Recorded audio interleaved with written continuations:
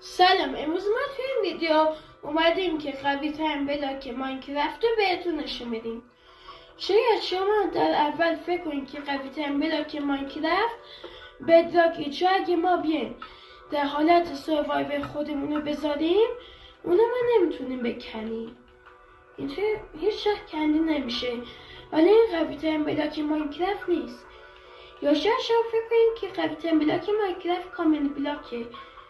شما کامل بلاک میشه همه کاری کرد، مثلا میشه کلی ماب اسپان کرد و اینا، و شخص تو حالت سروایور کنده نمیشه. ولی اینم قوی ترین چیز نیست. یا شاید شما فکر کنید قوی ترین چیز لاواست، چون اگه هر چی ما چیز اونو داخلش بندازه میسوزه، ولی این نمیتونه ندرایتو بسوزونه. یا مثلا ولی قوی ترین بلاک ماینکرافت کاکتوسه، چون اگه ما یه دونه این توی سند بذاریم با این کاکتوس، هر چی داخلش بندازیم از بین میره، غیب میشه کامل. اینطوری کامل غیب میشه دیگه، دیده نمیشه. یا اگه حتی بدراک هم داخلش بندازیم بازم غیب میشه.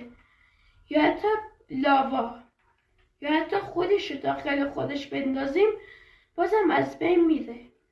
حالا با این کاکتوس ها میتونیم واسه خونتون سطل آشغالی درست کنیم که مثلا هرچی بلاک رو که نمیخواستیم بندازیم دور.